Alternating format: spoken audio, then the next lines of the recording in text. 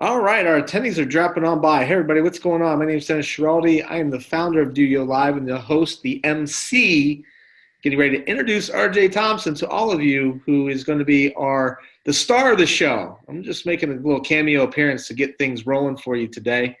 I'm going to pass things off to RJ here in just a second. And in any case, I appreciate wherever you're at in your day dropping on by for the DOYO Live webinar series. All good stuff. I'm going to share my screen for a moment before I pass things over to RJ to share his presentation. And as you do that, or as I'm doing that, what I'd like to ask everybody that's on the webinar today, kind of a shameless self-promotion for DOYO Live. We're going to do this in reverse order today. If you can see my screen, please go ahead for a moment and raise your hand. Let us know that you can actually see the fact that, that we are projecting onto the screen. Corinthian, thank you for coming on by today. Sabrina, Scott, Adam, awesome. Next thing I'd like to do is we want to make this as interactive as possible. So we have an opportunity to not only chat amongst the panelists, but as attendees, you could get some conversation going as well. I just sent everybody a quick hello. If you could kindly find the chat, return that favor. That's right. A big yo out to the yo. Going to get that out going as well. So everybody is here. Everybody's talking. I'm going to moderate the chat for the time being today. I just want to let you guys all know that DOYO Live is a digital marketing interactive design conference being presented this year by iSynergy. We've had over 50 speakers in our first 3 years. Early bird tickets are currently on sale for the event portion only on October 18th. They're $75. Those prices go up on April 1st, and that's no April Fool's joke.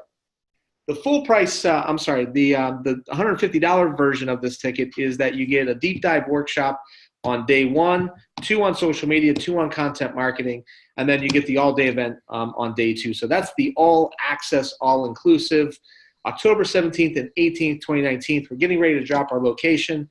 The people that you see in the top left-hand corner are good friend Joe Polizzi, who was with us in year 1, Deanna Facillo, Devin Bellamy, Jim Camaro, Jeff Leo Herman, and a bunch of other people are going to be getting announced very soon. So what I'm going to do now is I'm going to stop my share. I'm actually going to make RJ the host of the event. So he's going to go ahead and set up his computer. And as I transition this to him getting the rights to obviously be the host, I am very proud to announce my good friend RJ Thompson from Youngstown State University, and also the brainchild behind the City of You branding and marketing campaign. RJ and I go way back, not just on this webinar today, but he is also going to be a presenter at DOYO Live in 2019. The other tie that many of you may or may not know is that RJ actually designed our original logo for DOYO, which we currently have today, and we've currently been using since our inception.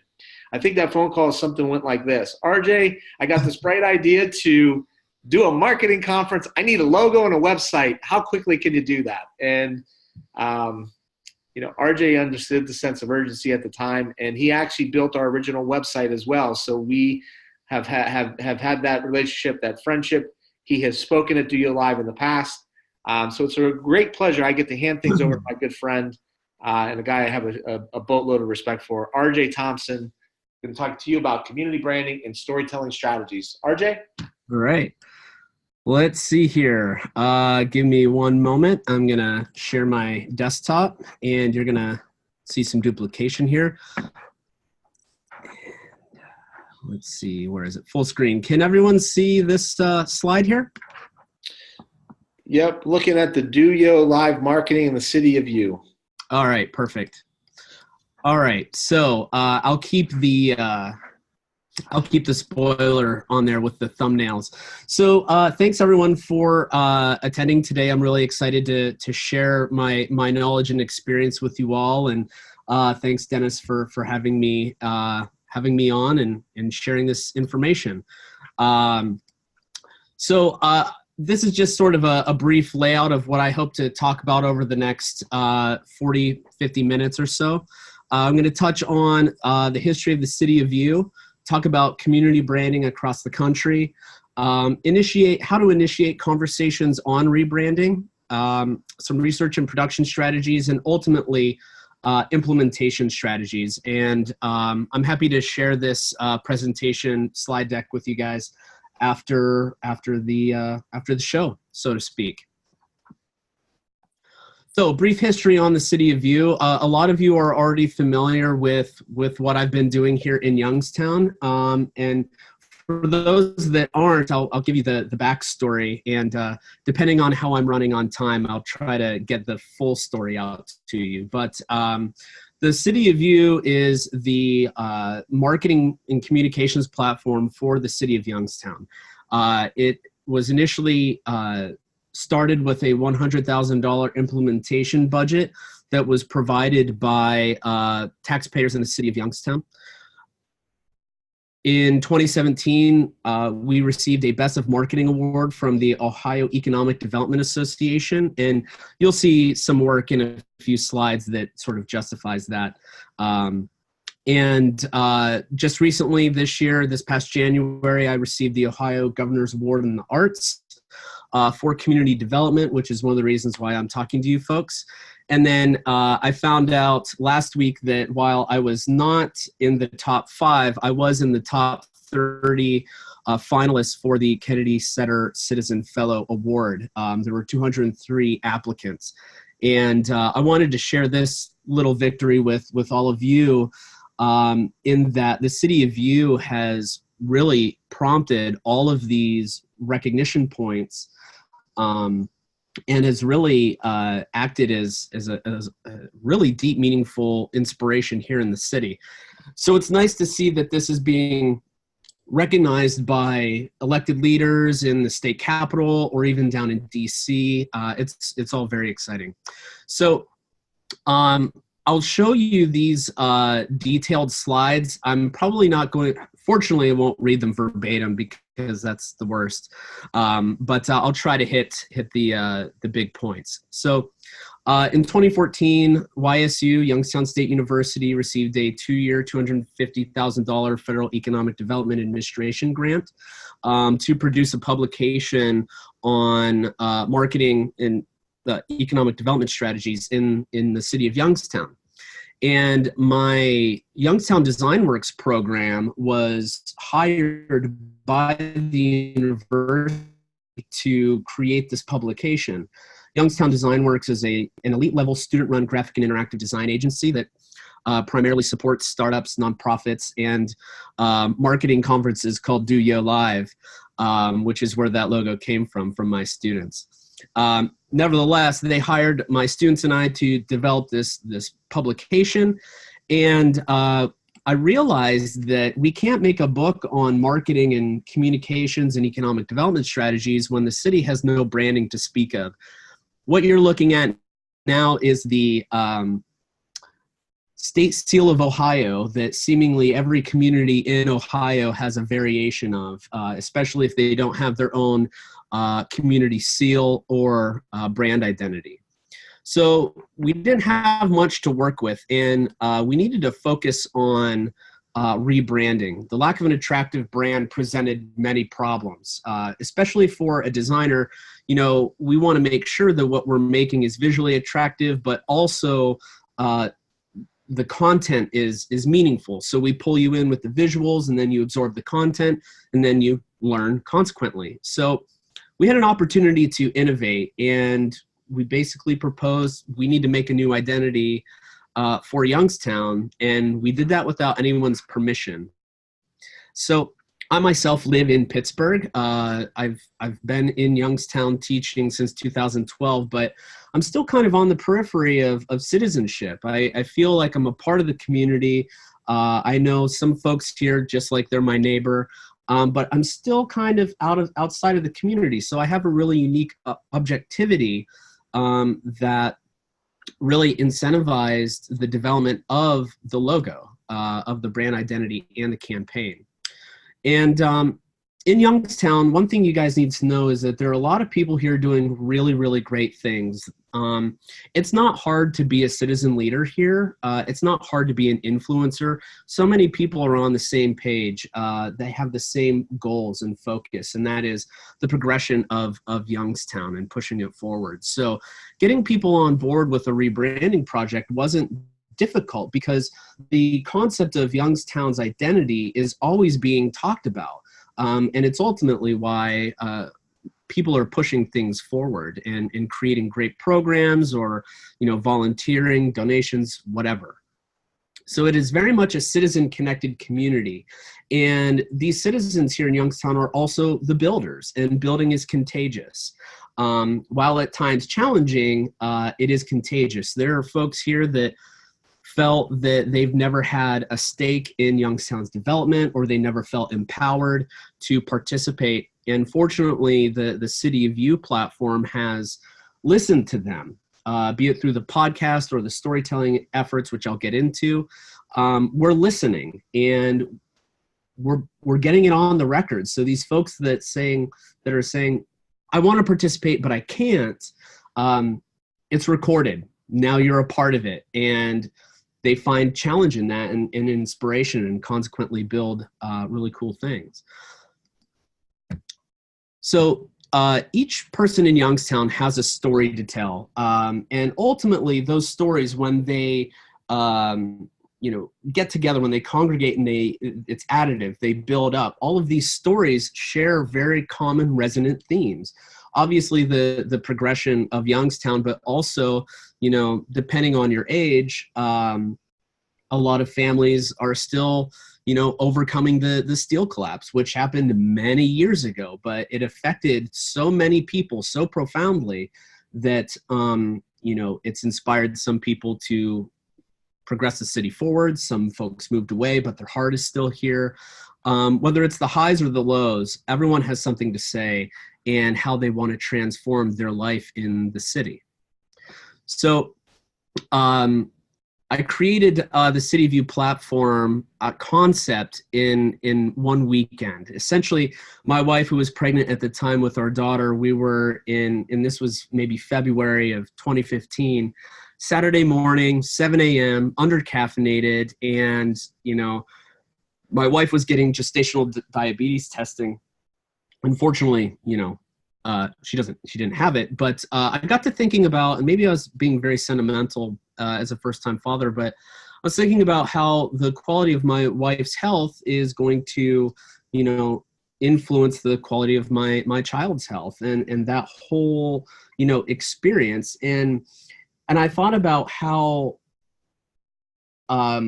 with what I do, with how the things that I make create benefit, and the benefit that I'm creating here in Youngstown with my students or with my community projects, it helps give those folks their project's life. It helps push them forward. So it's always about progression and building the supports to enhance progression. And the people of Youngstown, simply put, are giving the city its life. Their stories are the foundation of what Youngstown is built on, and without them, there would be no fighting spirit. And this idea of building and working towards this ideal, this self-concept, was really important to access, because a lot of people here are building towards something. And in some cases, they don't know what that is. In other cases, they have a very distinct and conscious idea of what that is. And I like the idea of building platforms or supports that help them get to that next place in life. So being aware of the broken steel city perceptions in Pittsburgh, which fortunately that city has overcome, I'm able to take what we've learned there and apply it to Youngstown, even though it's still very much apples and oranges. So there are some things you can compare and some things you can't. So this is the logo solution for the municipal government. This is called the Alpha logo. So this is the logo that will appear on business cards, letterhead, police cars, emergency vehicles, maintenance vehicles, etc. Really intended to have specific municipal purposes. And this is the beta logo. This is the logo that we use to brand campaign-driven artwork or communications. So this is the logo that we typically let the citizens of Youngstown use in their efforts. So for example, and I actually do have a few examples I'll show you momentarily. There's a gentleman named John Howell who is in his third year of putting on it's an awareness event. It's a crime awareness event, and it involves all of the schools in the Youngstown City School District. And he puts a lot of money into it, and he understands the value of visuals. So he signed a license agreement with the City of Youngstown to be able to use the beta logo on T-shirts and other communications. So I really love this idea of democratizing the beta logo so anyone can use it. It's really exciting. Since the City of U happened, other neighborhoods within the city have actually decided they wanted to have their own branding as well, in specific, the neighborhood associations. And for the neighborhoods that don't have their own specific brand, I've created one for them. So here's a sample of some of the work that my students and I have created. We didn't make the Rocky Ridge logo. That was actually pre-existing, but it was important to take what was existing, respect it, acknowledge it, and build it into the City of U, as opposed to having the City of U logos apply to the neighborhoods. So if there was some proactivity and forward thinking with the neighborhood groups, then we wanted to make sure that their branding stayed intact.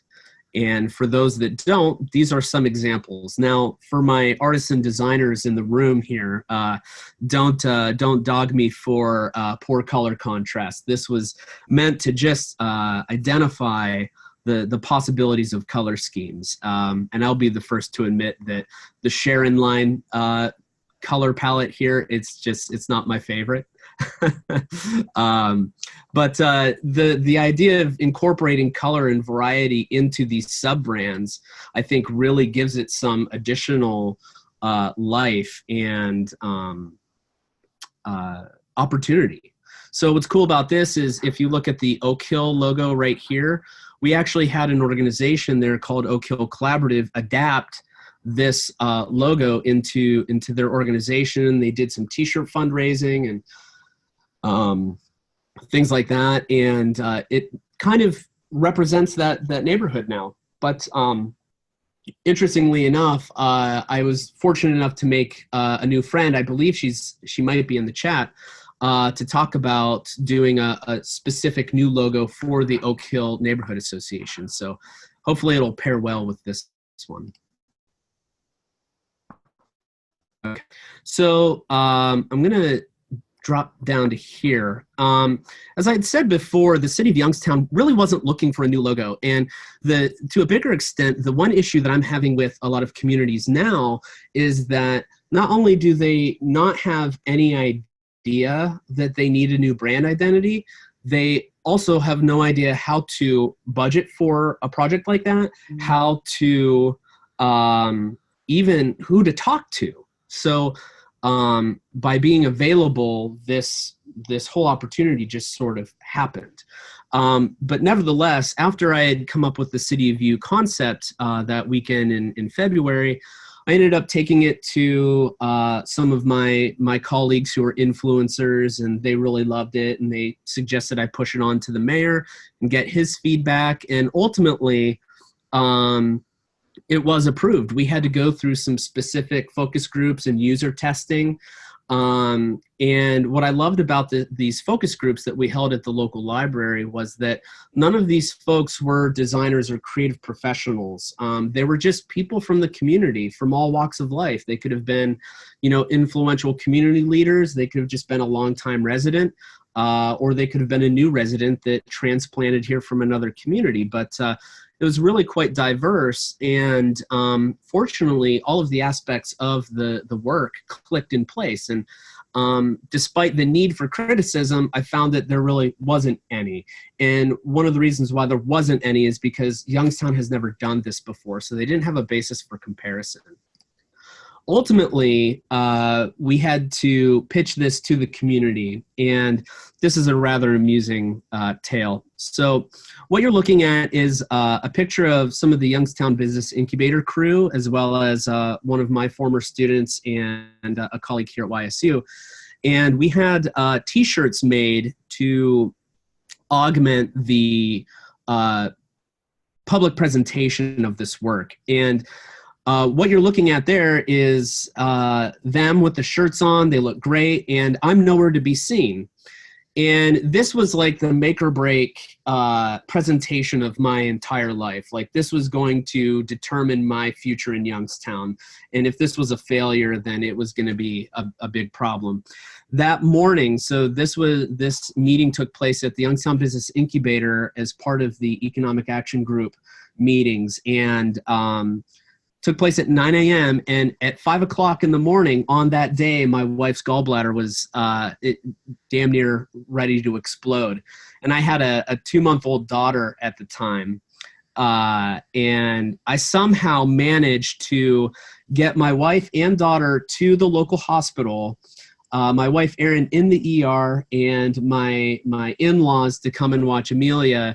And I had some downtime, and I was able to record the entire presentation and get that uploaded to Dropbox. And then in Youngstown, I had my colleague Nick Cretion download the video, set up an audio, set up some speakers and a projector, and the whole meeting went off without a hitch. Everyone loved it, and I wasn't even there.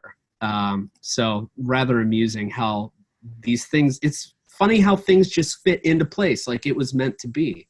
So after that public meeting, it went to City Council, where I had to do another presentation there. This wasn't a budget meeting. It was more of like an ideological acceptance of the work and a willingness to move forward. And that also went off without a hitch, no problems there. So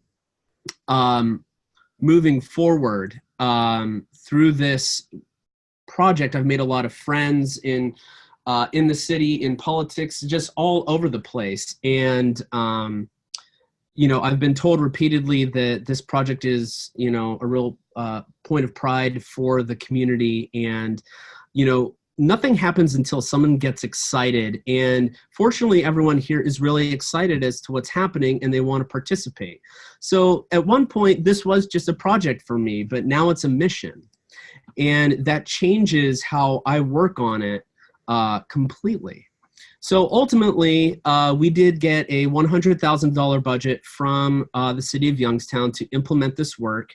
And over a 2-year period, we spent that down on, you know, creating advertisements, paying students, local vendors. We have a really great video series out right now, which is based off of an ad campaign we created called You Make This City. And I'll show you some examples of that in just a few slides. And one of the great sort of I'll use the word derivative, but one of the great outcomes rather was that because of the City of View and a few other strategies lining up, we were able to get a $100,000 National Endowment for the Arts Our Town grant, which focuses on creative placemaking. And the creative placemaking grant helped transform physically the downtown space with 5 $20,000 projects, basically sculptures. And the City of View was able to leverage that into some really meaningful audio and visual storytelling. And since then, I've received a number of additional grants to support the City of View project to a point where, you know, it could be self-sustainable, which is exciting because this work needs to keep going. So now that we're past some of the text, I'll just show you some of the images here. This is an image of Carmela Williams, whom did a podcast with me. Here's her cousin, Lincoln. This is Derek McDowell, who runs the Youngstown Flea. This is part of the You Make This City campaign. So much more than home. How are you making the most of it? You'll notice that some of the advertising is focused not so much on external markets or audiences, but internal. we're still trying to change the perception internally of Youngstown and get more builders on board. The more, the better. So you can see some bigger implementation of this work with city events, billboards, even utility boxes. I absolutely love this project, and thanks to Nick Cretion for helping this happen. You can see some variations here on the City of You with this yellow shirt here, the Advancing Education Day. And this is myself and Deb Cunningham down at 20 Federal in front of a huge backdrop that we wanted to get people to get photos, do selfies with, and that was a big hit. So I mentioned earlier John Howell and his event, My City, My Block, Our Future.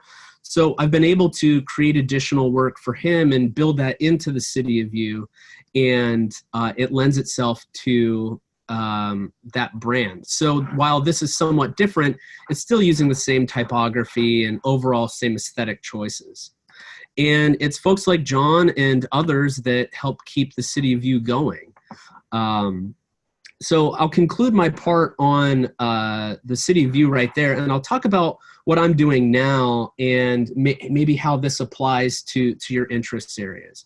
The one thing I will end with on the City of You is that this entire project was built by and for the people that live, work, play, learn, and ultimately thrive in Youngstown. I don't think this project would have been successful had it not been for all of the collaborators. And if you're looking at incorporating this type of work into your community, you really need to tap into the creative capital of your stakeholders, of your citizens.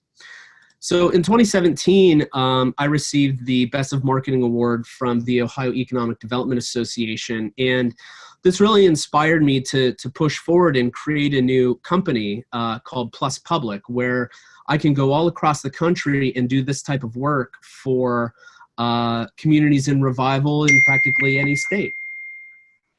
And sorry for the ding there. Anyway, Plus Public just started its second year this year, and we've had a lot of really great successes, and I'll share some of those with you momentarily. But I want to share with you something else first, and that's, what does community branding look like across the country? So I'm doing a project right now called the Community Brands Inventory, where I'm collecting 1,000 different logos from communities of all shapes and sizes from across the United States.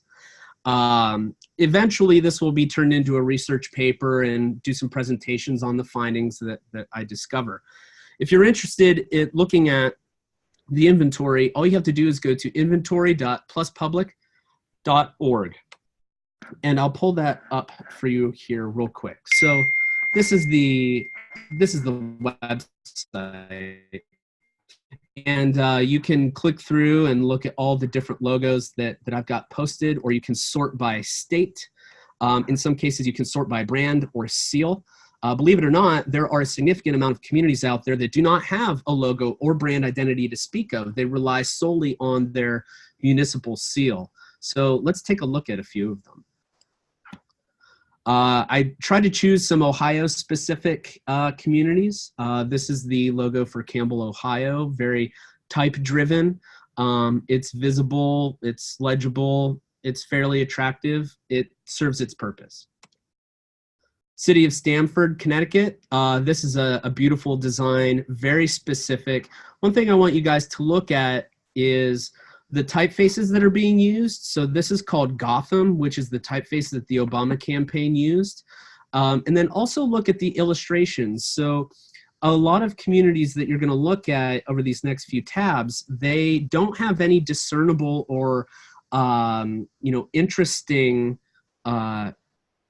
design elements that make it stand apart. And we'll see a few of those. Fortunately, Stamford is channeling what makes it unique. And while I'm not familiar with this building, I'm sure it's one of their crown jewels. City of Keystone Heights, Florida. I at first misinterpreted this as a logo for Pennsylvania. this particular logo is very, very, very detail intensive, and that doesn't lend itself technically to optimal design production. City of, or Cannon City, Colorado. Interesting design. It does fit within the technical parameters, so it's likely used everywhere in Cannon City. And it's also a new design, so it's fairly contemporary. City of Silverton, Oregon. Oregon's Garden City. One thing that I want you all to look at is how some community logos incorporate the date of establishment as well as taglines into their design. The outer contour of this particular logo reminds me of a hamburger.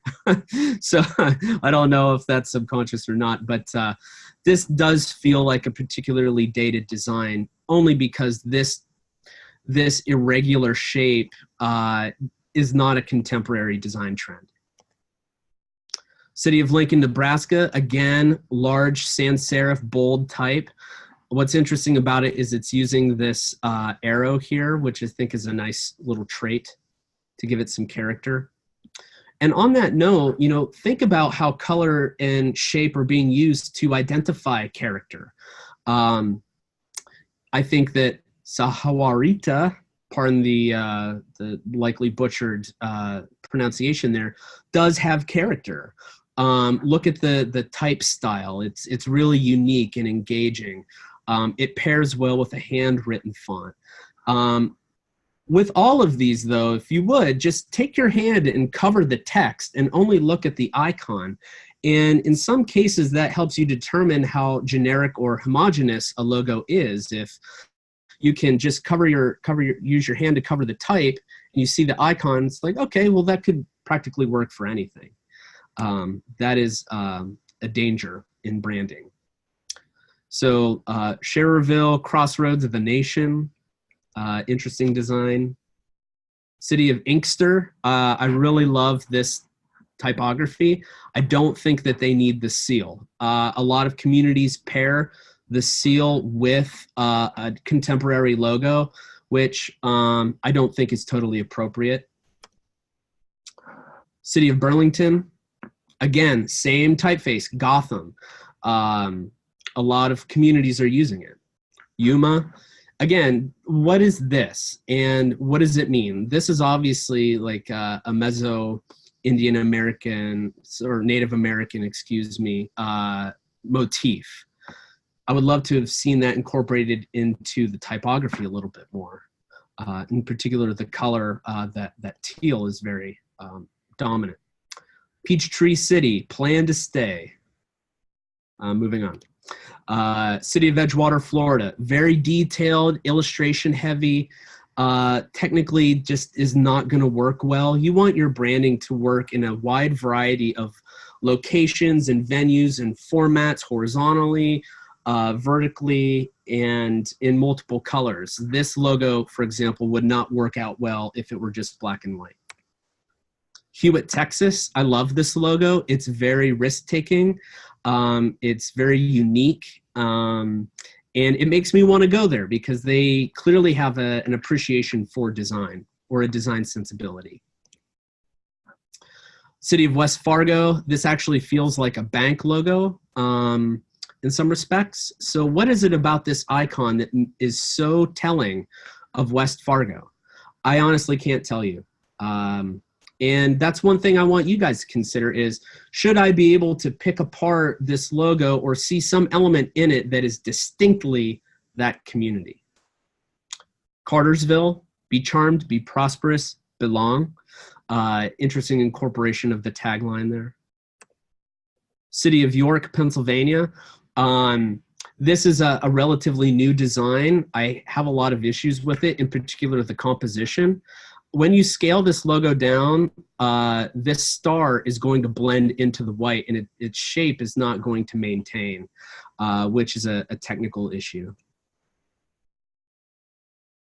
City of Socorro, I love the iconography here. I'm glad to see that they only chose one color. That's a real risk, especially for a community that I assume has a lot of culture and history. Charlottesville, Virginia. Maybe my colleague from Hazel Park is out there. If you are, say hello. Hazel Park, the friendly city. We actually had an interesting conversation about this and how it's used and how an upgrade would be ideal for the prosperity of the community. Thanks for humoring me. Hobbs, New Mexico, a lot of character. I really love the color here. You're also going to see logos like this that use every Photoshop tool available. So drop shadow, inner shadow, bevel, emboss. If you're out there, Baker, Louisiana, I want to help you. We need to have an intervention. Marshall, Missouri, you know what? You need an intervention too. This just has no focal point. And when you scale this down, all that detail is going to be lost. So imagine looking at this logo as if it were in a 1 by 1 inch diameter. It would completely fall apart. Athens, Texas, hamburgers, Heritage, Texas.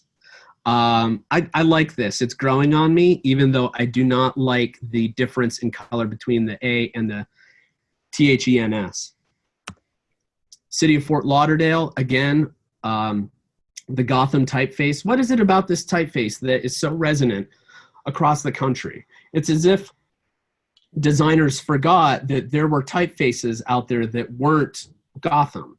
The lack of the narrowing variety is a real cause for concern. City of Hammond, Indiana has a very Art Deco type of feel. It's very elegant and classy. This is a very unique logo amongst all of the ones that I've looked at. City of Kenosha. And then Winfield, Kansas, which reminds me of the 80s solo jazz paper cup. I'll end on that. You're welcome to go to the community brands inventory and take a look at those. You can also follow me on Twitter and see the conversations that are happening there. Let me pull up the remainder of my slide deck here and we'll move forward. There was one more I wanted to show you, and that's the Cleveland Heights rebranding, which I actually just discovered yesterday. They had a budget of, and this is Facebook statistics and information, so I can't validate its authenticity, but from what I read, their budget for rebranding the Cleveland Heights neighborhood outside of Cleveland was $80,000. They hired a firm called Align to Market based out of Columbus for $40,000. And if you're interested, you can go to clevelandheightsbrand.com. And I actually appreciate their outreach in that respect.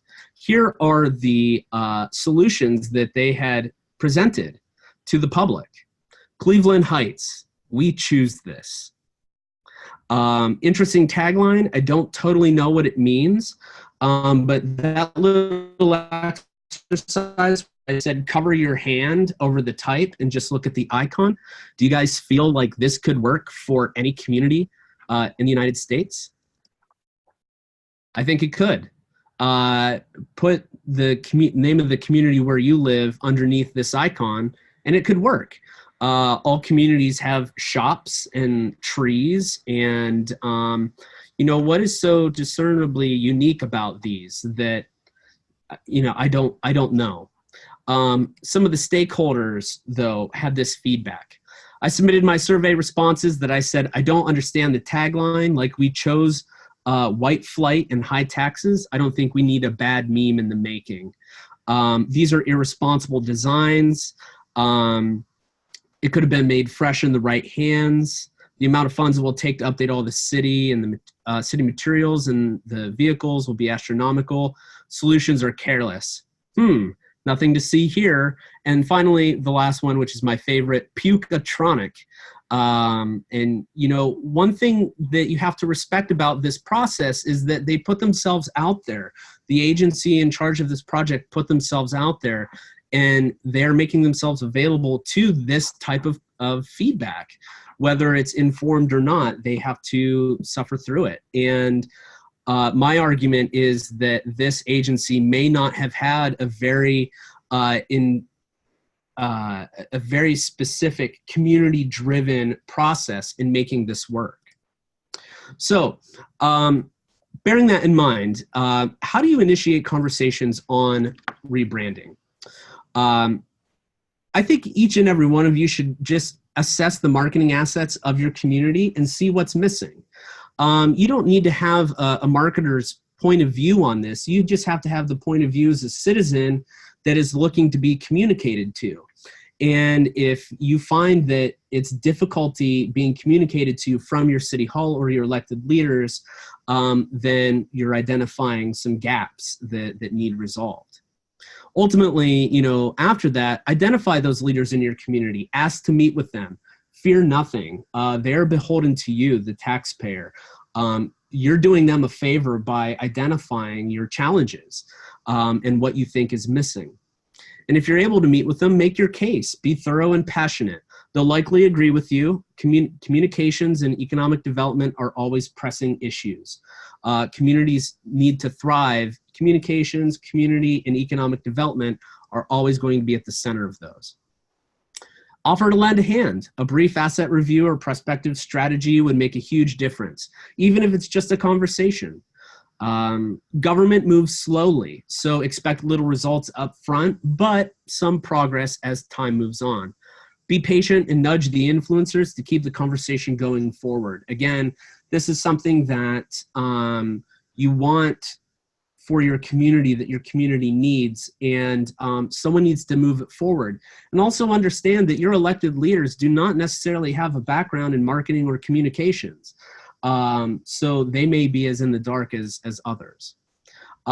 Most communities ultimately don't know they have a communication problem. They don't know how to budget for it, and they aren't even aware that they need to develop plans and a budget to enhance their communications. So the first, thing you'd have to do is identify with them that there is a problem.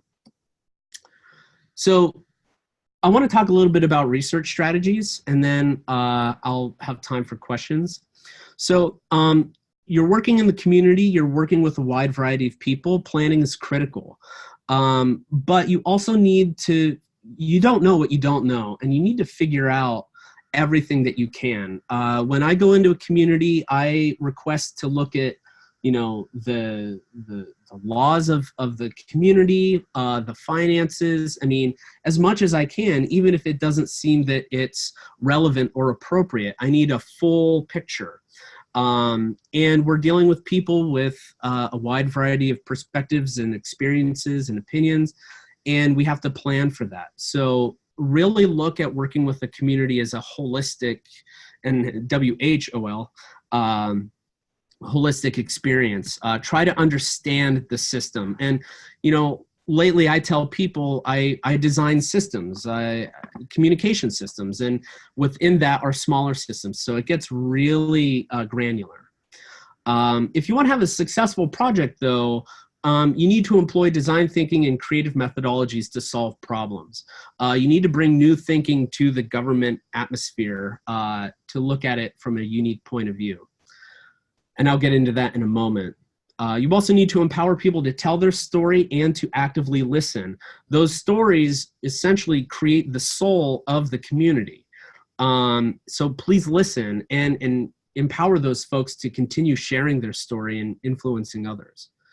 And then ultimately, your research needs to have a multidisciplinary approach. You need to consider geography, society, culture, even psychology and the individual. The more of that you understand, the quicker your understanding of the community as a whole will be. So I mentioned design thinking and creative methodologies. And design thinking is a process that seeks to solve problems, but it has empathy at their core. I'll give you a quick definition here. So design thinking encourages organizations to focus on the people they're creating for and leads to human-centered products, services, and internal processes. The core of design thinking is about getting actionable and knowing your questions. It's about simple mindset shifts or ways of asking questions differently, a new way to look at problems. So when you take human-centered empathy, ideation and generating lots of ideas, and then experimenting, you're going to have some really unique takeaways, especially when employed in the government and community context. When done right, design thinking will capture the mindsets and needs of the people you're creating for, paints a picture of the opportunities based on the needs of the people, and it can start to anchor your designs and offers. So coming back to this real quick. So what this is doing is it's justifying every creative design decision that you make. It's important to me that if I'm using taxpayer money to rebrand a community, that it's done as well as possible, as informed as possible. Research and information drive these projects forward, and ultimately make them authentic. So this is the process for design thinking in general. The plus public model is a little bit different, but ultimately you begin by empathizing with the individual. That leads you to defining a problem or sets of problems. The ideation phase allows you to create new ideas or test hypotheses in solving those problems. Out of that, you might be able to prototype solutions and then test those with the same people you empathize with in the first place. And then in terms of non-design thinking, but still creative methodologies, one thing I want you to consider is Maslow's hierarchy of needs. And, I won't read the text here, but essentially this is the core of what we focus on in all of the different facets of community branding. So if you can recognize these things in the people that you're working with, and then apply this same hierarchy of needs to a community context, you're going to pull out some really interesting perspectives. Ultimately, the same things that hold communities back are the same things that hold people back. So, your mind is not in the box is in your mind. And these are the walls of the box that prohibit you or a community from moving forward. Complacency, assumption, habit, knowledge, rules, and ultimately fear. This type of design thinking and creative methodology problem solving not only applies to the branding of the of a community, but also economic development, community development, infrastructure. It correlates into all of these other interest areas and helps solve problems. So I'll go over these very, very quickly and then move on. These are some of the charts that we use to identify stakeholder perspectives, identify causes and the resulting effects, and really try to understand problems, whatever they may be, from as many different points of view as possible. So if my problem here is, the city of Cleveland or the community of Cleveland Heights doesn't have a logo, who are all the people that affects, and what are their problems related to that core issue? What are the problems behind the problems? And, in the community context, call in the historical society because there's likely some history there. The assumptions matrix, what do we know? What do we think we know? What do we need to know? Most of community branding is solving these issues and really digging deep into the research. And while the design is certainly the most fun, we need to front end all of this with authenticated research and data. So implementation strategies. Let's assume you've gone through that whole process. You understand the whole worldview. You need to have a smart budget, one that's reflexive, adaptive, and nimble. This also means that money should probably not be housed within the government context. Like ideally a nonprofit would be able to work with that budget via a grant or some type of money exchange. Establish a long-term timeline. 1 to 2 years is a great start. For City of U, I had a 5-year timeline minimum. It's important that whatever work is implemented, it lasts forever or as long as possible, considering the significant investment of time and money being made into it in the first place. Develop meaningful partnerships with organizations and content producers. They are the folks that are going to make your content sustainable your messaging sustainable over the long period of time. Everyone wins when the community thrives. You will have opponents, you will have naysayers, and always welcome them into the fold. Always welcome them to participate and create with you, regardless of their perspective. And maybe you could use some of these tactics here to help understand what their issue is. Make your launch happen and make it big. With the City of U, we unfortunately did not have the opportunity to do that. It was more of a slow rollout. But had it been a big event, it would have really galvanized the community in favor of the City of U and helping onboard contributors, content producers, and more organizations. And then understand that whatever you're doing is the future. That is what is coming next for your community. And now you have an active hand in that. And that is a very, very, very exciting place to be when you can help guide the growth in the future of your community or another one. And an example of that is this project that I'm doing for my hometown, which is Bellevue, Pennsylvania, 6 miles north of downtown Pittsburgh. And we're doing a project called Bellevue Believes, where we're focusing on the movers and shakers in the community and, getting their story out there. So that's what I've got going on right now. I want to thank you all for your time. And if you're interested, I'm happy to take questions. Hey, RJ, this is Dennis. Thank you again so much for dropping by today. Tons of great information, and appreciate you sharing that with all of us. And commend you, obviously, on your efforts, not just obviously on the City of U, but then the accomplishments that are beyond that and the accolades that are starting to come with that. So thank you very much. Question, I think we have one question that's in the Q&A. Let me pop this now and see if I could grab this. Can you discuss some of the challenges you might have encountered with the rebranding process for the city and how you approached a solution, either design, buy-in, or ordinance type of issues? Thank you. Wonderful question. And I've had a lot of problems. And I would say the first problem I've had is, well, first off, I'll preface by saying we went through a mayor change. So there was some real political upheaval in Youngstown in the middle of this project that fortunately didn't damage the City of U at all, but it did make things a bit more confusing. So I would say first off, with the previous mayor, we were moving along. The right people were in place that understood marketing and communications. There was open, active dialogue. We were moving along at a great pace. When Tito Brown became mayor, he had an all-new cabinet come in, and communication has been particularly difficult with that new cabinet.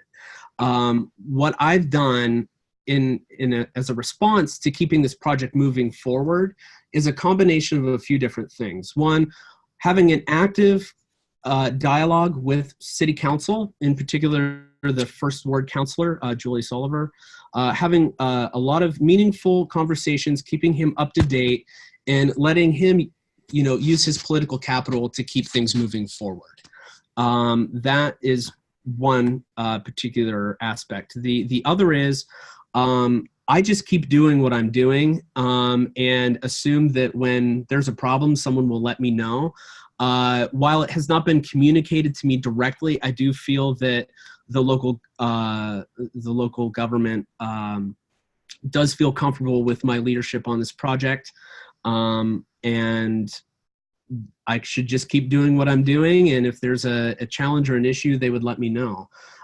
So it's a mix of really kind of being on an island and trying to be a responsible steward of this work, while also trying to make frequent and ongoing conversations happen with the city government. I think in some respects it's been difficult because there are very few people that understand what this project means and what its capabilities are.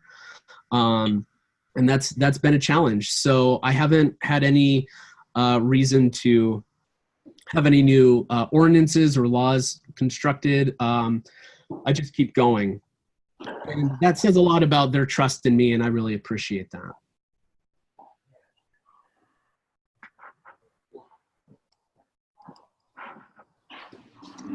Hey, RJ. Yeah. So we have another question. We're going to jump into kind of extrapolating into social communities, social agendas, and causes of that nature. I guess equal representation across the board here, and I hope I articulate that in the right way with all the respect that comes along with that. But have you done that? Extrapolating into social communities, can this translate? I'm a part of the LGBT community and doing a radio podcast for 4 years, but looking to rebrand and grow. And I think that you guys have done that, even with the different color variations at different times of the year and different festivals, and movements along the way. Yeah. So great question. Thank you, Scott. This work is human-centered from the very beginning. So the transition into social communities is not difficult. And in fact, I would rely on those communities to reach out to me and say, hey, we want to do this thing. Or like let's say, for example, it's a mini series of the City of You podcast focused on LGBT issues. Absolutely, I would love that. We're doing that right now with the arts community, in specific women artists, which has been a really great boon for us. The thing is, the platform is here for anyone to take advantage of. You just have to reach out. And so the neighborhood associations, nonprofit orgs, even social communities, like, I'm here ready and waiting. This thing is here for you. I built it for you. So everyone's welcome.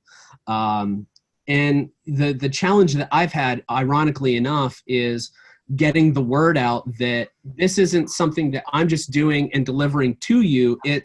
This is something that I want all of us to create within and deliver to everyone else. So that's sort of my perspective on it.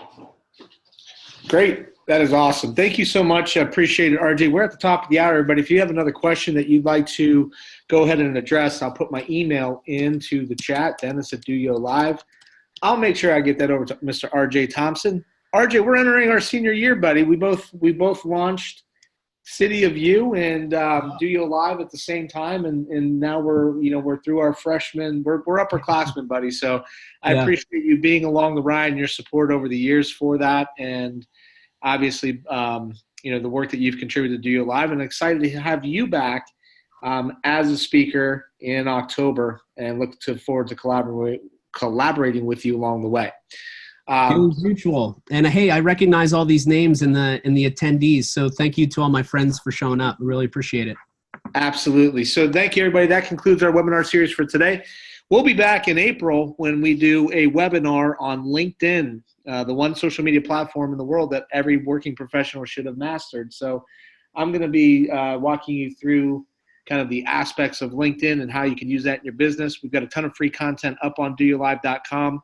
And appreciate everything that all of you do as well. So thank you. Have a great week, everybody. We'll see you. Take care.